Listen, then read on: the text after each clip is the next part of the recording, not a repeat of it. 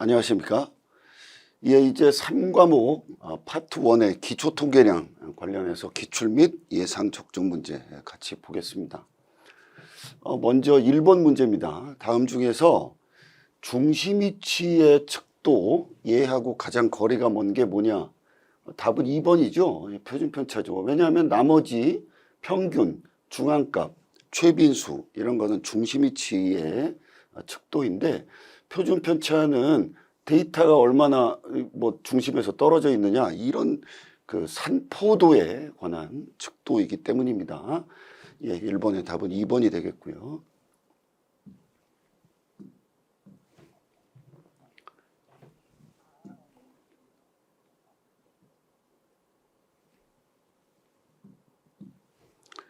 예, 다음 2번 문제입니다.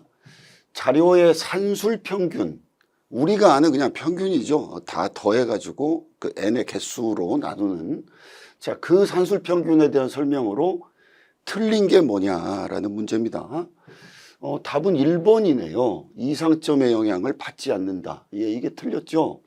산술평균은 극단값의 영향, 다른 말로 이제 이상값, 이상점 뭐 이렇게도 얘기를 하는데 이 영향을 많이 받습니다. 이론 강의에서도 우리가 같이 살펴봤지만 1, 2, 3, 4, 5 해서 n이 5개니까 5로 나누면 원래 산술평균은 3이죠. 그런데 여기에 뭐 100이나 뭐 200 같이 굉장히 큰 숫자가 이제 들어오면 이제 6으로 나누지만 얘가 워낙 크기 때문에 평균이 확 올라가게 되죠. 그래서 그런 극단값의 영향을 많이 받는다인데 받지 않는다라고 했죠.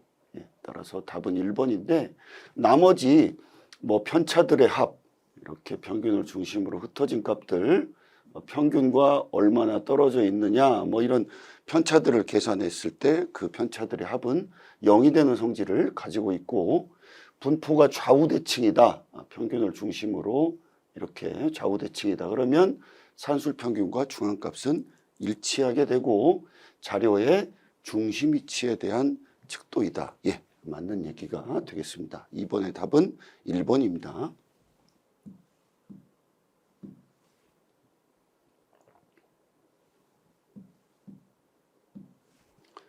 예, 3번 문제입니다. 극단값이 포함되어 있는 자료의 대표값을 구하고자 한다라는 거예요. 그런데 극단값에 의한 영향을 줄이기 위한 측도라는 거죠. 이걸로 적합하지 않은 게 뭐냐 했을 때 우리가 위에서 내용을 봤죠. 산술평균, 얘는 극단값의 영향을 많이 받는다라는 사실을 봤습니다. 그런데 중앙값 같은 경우에는 그냥 가운데 있는 값이잖아요.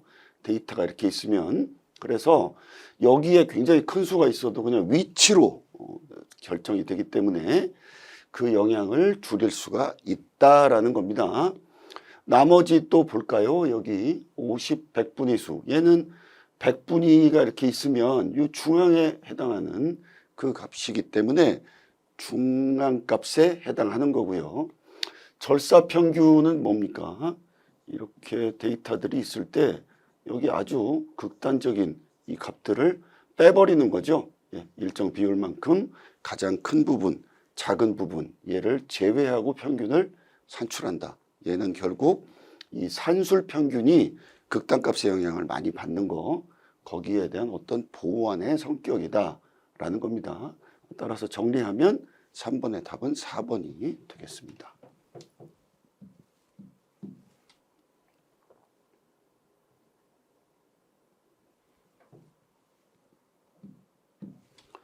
자, 이제 4번입니다. A반 학생은 50명이래요. 그리고 B반 학생은 100명입니다.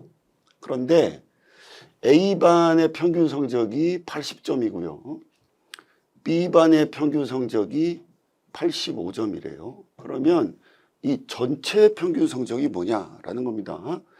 굉장히 쉬운 문제죠. 그냥 가중산술 평균의 개념을 이용을 하시면 되겠습니다. 그래서 50명 곱하기 80 플러스 100명 곱하기 85 그거를 전체 인원수가 몇 명입니까? 여기 더하면 150명이니까 150명으로 나눠주게 되면 83.3이라는 근사값이 나옵니다.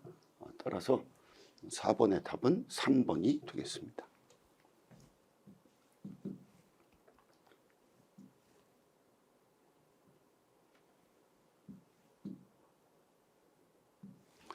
다음 5번 문제입니다.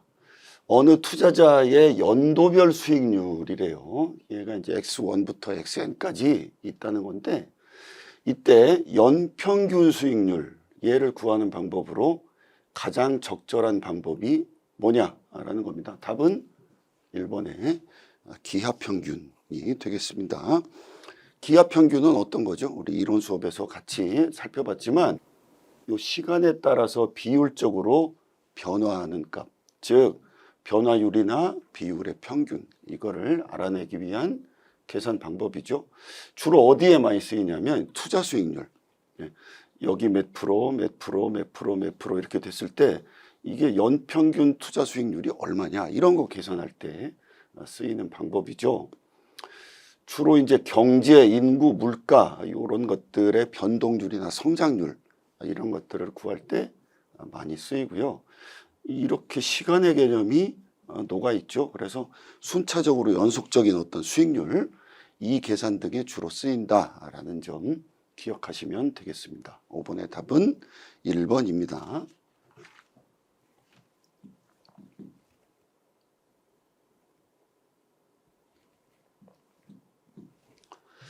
자, 6번입니다. 관광버스가 목적지에 도착할 때까지 시속 80km, 여기서 출발했다고 치면 여기에 도착할 때까지 시속 80km였습니다. 그런데 여기서 다시 돌아왔겠죠. 그때 시속 100km로 돌아왔대요. 그러면 얘들의 평균 운행 속도는 얼마냐라는 문제입니다. 이거는 그냥 우리가 산술 평균으로 하면 맞지 않게 됩니다. 왜냐하면 얘는 시속 몇 킬로라는 시간의 흐름에 따른 변화량의 평균을 구하는 그런 문제죠. 따라서 시간, 거리, 속도 이런 것들에 관련된 평균을 구하는 거기 때문에 조화평균이라는 걸 써야 됩니다. 조화평균은 어떻게 계산하느냐라고 해서 여기 아래에 해설에 또 나와 있지만 N개의 자료들에 대해서 그 역수들의 산술평균에 다시 역수를 취한 걸로 단위당 평균의 개념이다 이렇게 돼 있는데, 그냥 우리가 쉽게 역평역 이렇게 생각하시면 될 것 같아요.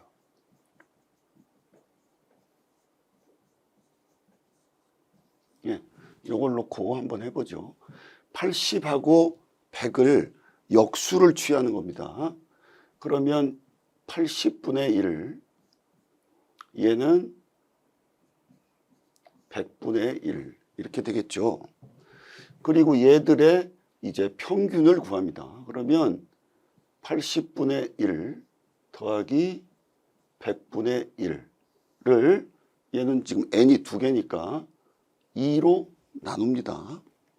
역, 그러면 얘를 다시 뒤집는 거예요. 그러면 얘가 위로 가겠죠. 2가. 그리고 얘들이 아래로 내려올 거예요. 80분의 1 더하기 100분의 1. 예, 이렇게 진행이 되는 겁니다. 그래서 이 모습을 여기에 이제 대입을 해보면 일치하는 모습을 볼 수가 있습니다. 자, 그래서 N개의 자료가 A1부터 AN까지 있다라고 했을 때 조화평균은 어떻게 구하느냐? 최종적인 모습만 보면 걔들을 분의 1 해서 여기에 들어가고요. 분모에 걔들을 더하고 위에 N, 즉 얘들의 개수, 이거를 써주게 되는 거죠. 자, 그렇게 해서 우리가 모습을 보면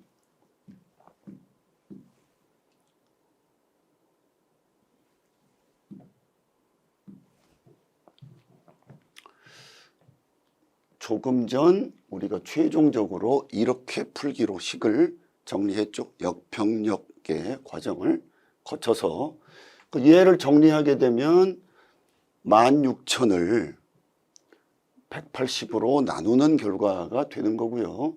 얘를 계산을 하면 88.89km가 나오게 됩니다. 자, 그런데 여기에 간략하게 계산을 하면 이렇게 할 수 있다라는 게 써 있으니까 이 방법으로 참고적으로 한번 해보겠습니다. 2AB니까 2 곱하기 A는 80kg였고요. B는 100kg였죠. 그리고 분모는 A 플러스 B니까 80kg 더하기 100kg가 되겠습니다. 이 역시 16,000을 180으로 나눈 그 결과가 나오게 되기 때문에 계산 결과는 똑같이 88.89가 나오게 될 겁니다.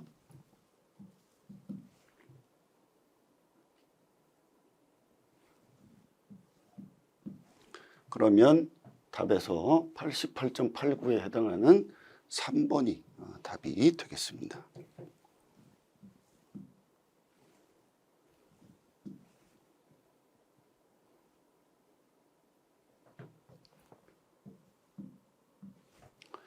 다음 7번입니다. 자료의 분포에 대한 대표값인데요. 평균 대신에 중앙값을 사용하는 이유로 가장 적합한 것은 어떤 거냐? 우리가 앞에서 살펴본 대로 극단값의 영향, 이게 아마도 키워드가 될 겁니다. 그래서 4번 보니까 거기에 맞는 답이 있습니다. 평균은 중앙값보다 극단적 관측값에 의해서 영향을 받는 정도가 심하기 때문에 이렇게 한다라는 것과 일치를 하는 결과가 나왔죠. 이 아래에 있는 해설도 얘는 극단적 관측값에 의해서 영향을 받는 게 되게 심하기 때문에 그 영향을 줄이려면 그냥 가운데 있는 중앙값이 보다 적합하다라는 해설이 같이 곁들여 있기 때문에 참조를 하시면 되겠습니다. 7번의 답은 4번입니다.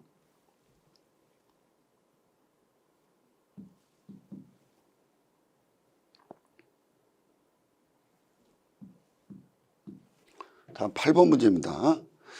표본 자료가 다음과 같을 때 대표값으로 가장 적합한 게 뭐냐라는 겁니다.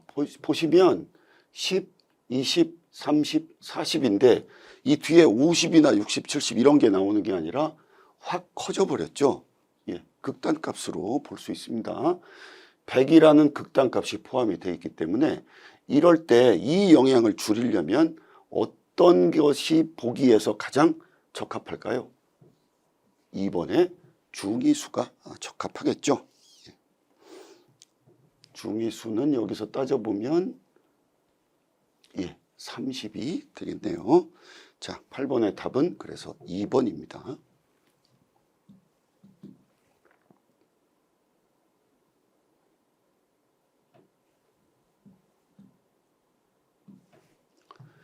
자, 이제 9번 문제입니다. 통계학 과목의 기말고사 성적이에요. 그런데 평균이 보니까 40점이에요.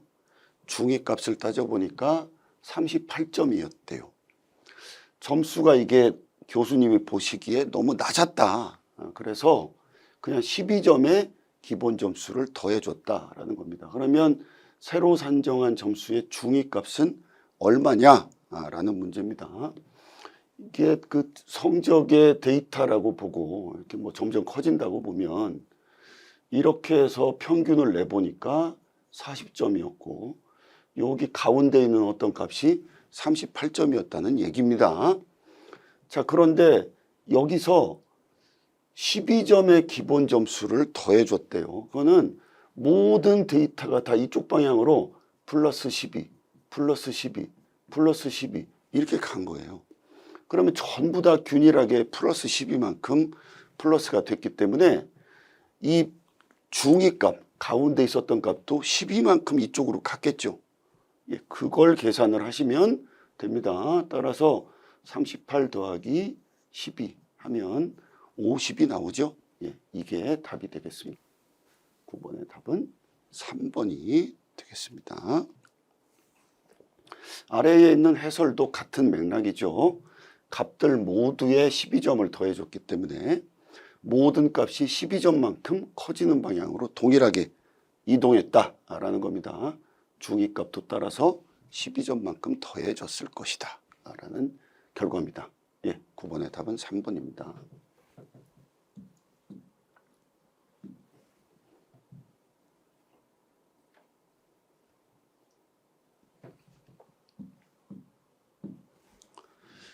예, 이제 10번 문제입니다. 어느 대학교에서 학생들을 대상으로 4개의 변수에 대한 관측값을 얻었다라는 건데요. 4개의 변수 중에서 최빈값을 대표값으로 사용할 때 가장 적절한 변수가 뭐냐라는 겁니다. 우리 이론 강의 때 같이 봤었던 부분을 한번 회상을 해보시면, 자, 이 최빈값이라는 거는 명목 수준의 측정, 즉 범주형 자료, 거기에서 적절한 대표값으로 사용됐죠. 그런 것들을 상기해 보시면 됩니다. 따라서 주어진 변수 중에서 범주형 자료에 해당하는 게 뭘까요? 키, 몸무게, 얘들은 각각 절대 영점이 존재하는 연속형 자료들입니다. 월평균 용돈도 마찬가지죠.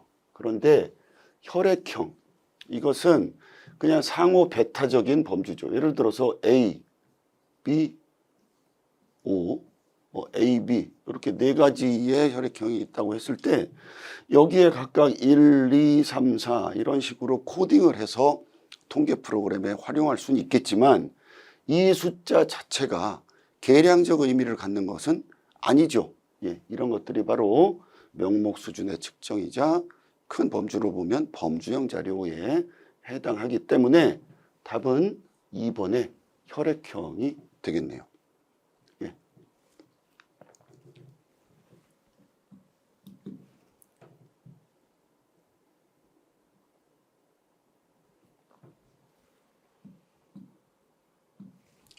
다음 11번 문제입니다. 다음의 자료로 줄기 잎그림, 예, 이거를 그린다 라는 건데, 그리고 중앙값을 찾아보려고 한대요.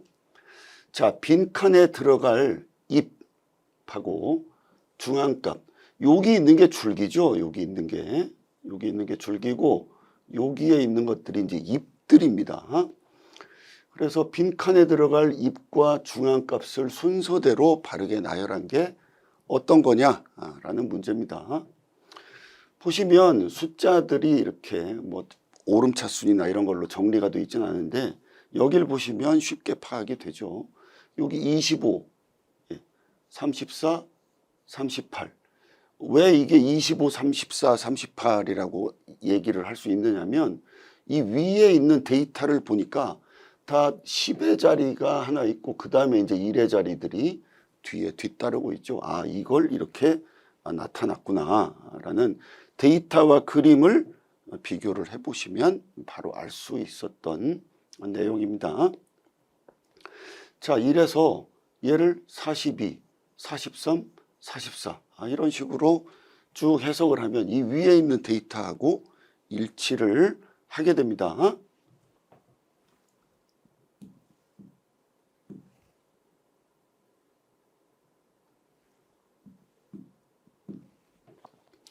자, 그러면 얘들을 그 일정한 순서로 한번 오름차순으로 나열을 해보겠습니다.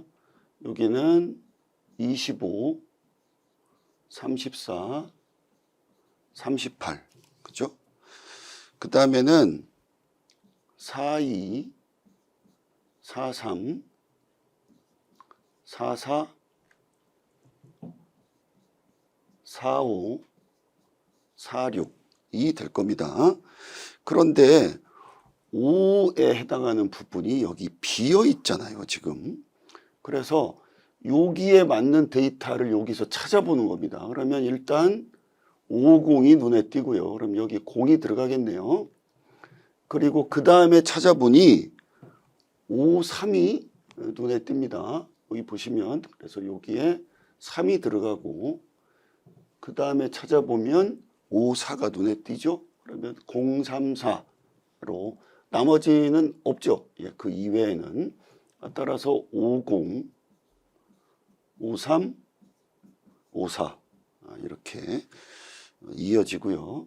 그 다음에 61, 66, 73, 78, 81, 86 예, 이렇게 찾을 수가 있습니다. 예, 이렇게 데이터와 그림의 나머지 부분들을 비교를 해서 이 줄기에 있는 숫자들하고 잎에 있는 숫자들하고 이런 것들을 쭉 정리를 한 게 여기에 써 있는 제가 판서한 내용입니다. 빈칸에 들어갈 내용은 찾았어요. 034입니다. 그러면 여기인데요. 034. 그러면 중앙값이 50일 텐데 한번 찾아봐야죠. 이 개수를 쭉 이제 그 하나, 둘, 셋, 넷 이런 식으로 세어보면 전체가 17개 데이터예요.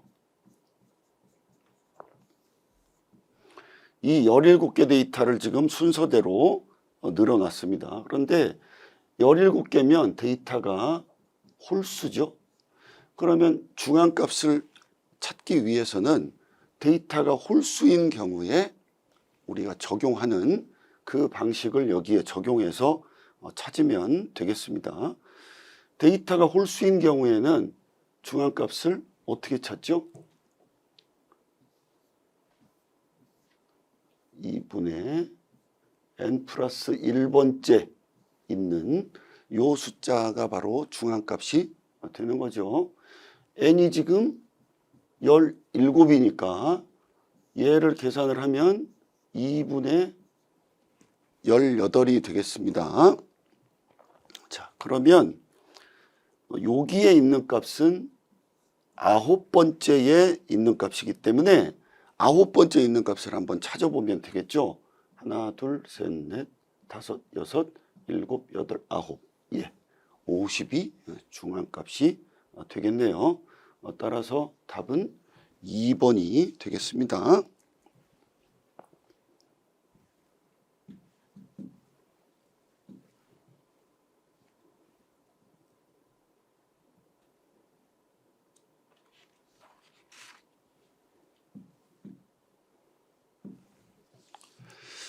자, 다음 12번 문제입니다.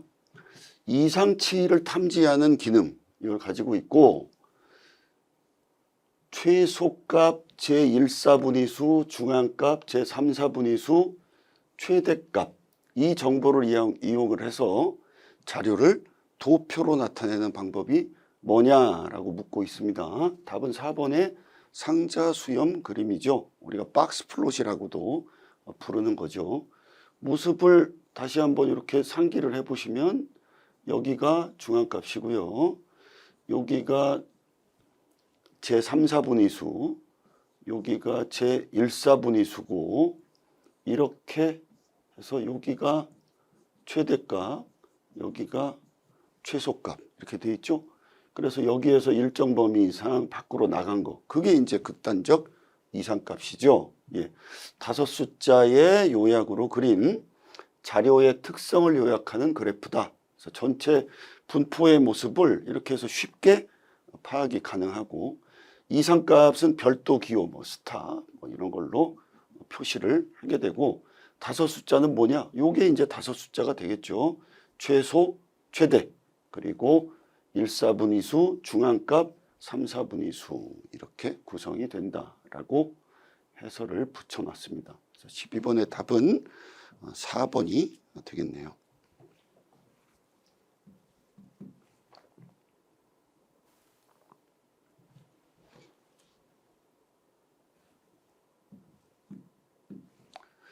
예, 다음 13번 문제입니다. 다음 자료에 대한 설명으로 틀린 것은 해서 뭐 중앙값, 뭐 평균, 뭐 최빈값 이런 것들이 쭉 제시가 되어 있습니다.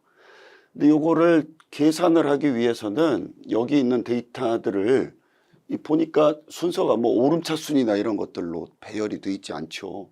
그래서 그걸로 한번 배열을 해볼게요. 하면 먼저 20, 40, 41, 54, 54. 예, 이게 한 번 더 있네요. 55, 56, 58, 75, 81, 81. 예, 81도 한 번 더 있습니다. 그래서 요거하고 요 54, 54하고 81, 81하고 이렇게 얘들이 각각 2개씩 나왔기 때문에 일단 3번 최빈 값은 54와 81이다. 예, 이렇게 복수로 존재하는 거죠. 예, 이건 맞겠죠, 일단. 예, 얘는 맞고요. 4번 볼까요? 자료의 범위.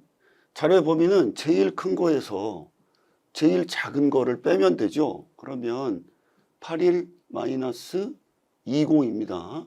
그러면 61. 자료의 범위는 61. 예, 얘도 맞네요. 그 다음에 데이터 개수가 몇 개일까요? 중위수를 구하기 위해서 우리가 보는 겁니다. 그럼 데이터 개수는 하나, 둘, 셋, 넷, 다섯, 여섯, 일곱, 여덟, 아홉, 열, 11. 예, 11개입니다. N은 11개. 그러면 데이터가 홀수인 경우에 중앙값 공식이 어떤 거였습니까? 예, 2에 n 플러스 1. 요 번째 있는 수가 중앙값이죠. 그러면 n이 지금 우리가 세어봤더니 데이터 개수가 11개였지 않습니까? 그러면 얘를 조금 더 풀면 2분의 11개 더하기 1개. 예, 그러면 2분의 12는 6이니까 6번째 있는 수가 중앙값이네요. 그럼 여기서 하나, 둘, 셋, 넷, 다섯, 여섯, 55가 중앙값이네요. 예, 1번도 맞았습니다. 답은 2번이겠네요. 자, 2번 보니까 표본 평균이 산술 평균 얘기하는 거죠. 이 표본 평균이 중앙값 우리 금방 구했지 않습니까? 55죠. 얘보다 작대요. 예, 이게 틀렸겠죠. 표본의 평균은 중앙값보다 아마 클 겁니다. 저걸 어떻게 구할까요? 이걸 전부 더해서 데이터를 전부 더해서 개수로 나누면 됩니다. 예, 그래서 해설 보시면 20 더하기 40 더하기 쭉 해서 81, 81까지 다 더한 다음에 11로 나누면 55.90이 됩니다. 그러면 산술 평균은 55.90이고 중앙값은 55니까 표본의 평균이 얘보다 클 거 아닙니까? 예, 그러니까 얘는 틀린 게 되겠죠. 지금 틀린 거 고르는 거니까 13번의 답은 2번이 되겠습니다.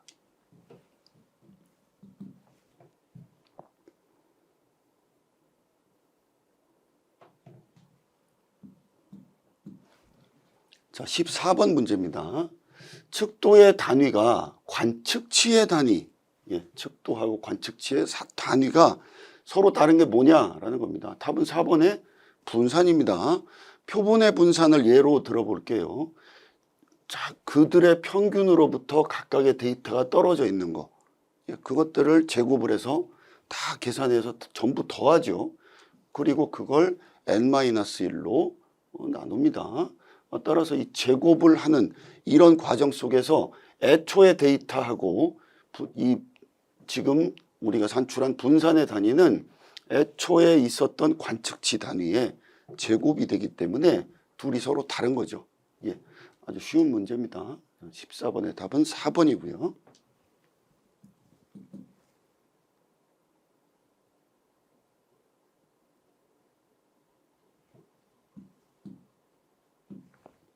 다음 15번 문제입니다. A병원하고 B병원에서 각각 6명의 환자를 상대로 환자가 병원에 도착해서 진료 서비스를 받기까지 요 대기 시간 이걸 조사한 게 요 데이터래요. 그런데 이 대기 시간에 대한 비교를 쭉 했다는 얘기예요. 그런데 옳은 게 뭐냐라는 겁니다. 보시면 평균이 어떻고 분산이 어떻고 누가 뭐 같고 뭐 누가 누구보다 크고 이게 이제 쭉 여기 제시가 돼 있죠. 그러면 우리는 평균하고 분산을 계산을 해보면 어느 게 여기에 적합한가 이걸 알 수가 있을 거예요. 그래서 여기에 있는 데이터를 그대로 이용해서 아주 단순 계산을 하면 되겠죠. A 평균은 어떻게 구하죠? 문제에서 주어진 데이터들을 전부 더하고 데이터 개수로 나누면 되겠죠. 그러면 17이 나옵니다. 자, B는 똑같은 방식으로 했을 때 여기도 17이 나와요. 그러면 평균은 같네요. 예, 같고 분산을 계산을 해볼까요? 분산은 전 문제에서도 우리가 봤지만 얘들이 17이고 17이지 않습니까? 그러면 각각의 데이터, 즉 17하고 평균인 17하고 떨어져 있는 차, 그거의 제곱 되겠죠? 그 다음에 32하고 17하고 떨어져 있는 차, 그거의 제곱. 이걸 전부 더한 다음에 n-1, 6이니까 6-1은 5가 되겠죠. 5로 나누게 되면 89.2가 나오죠. 예, B도 역시 똑같은 방식으로 계산을 하게 되면 19.6이 나옵니다. 그러면 분산은 A가 B보다 크겠네요. 예. 자, 그렇게 되면 이 중에서 가장 적합하게 설명을 한 것은 둘의 평균은 같고 분산은 A 병원이 B보다 크다라고 했던 2번이 답이 되겠습니다. 예, 이상으로 15개 문제에 대해서 같이 풀어봤습니다. 예, 수고 많으셨습니다.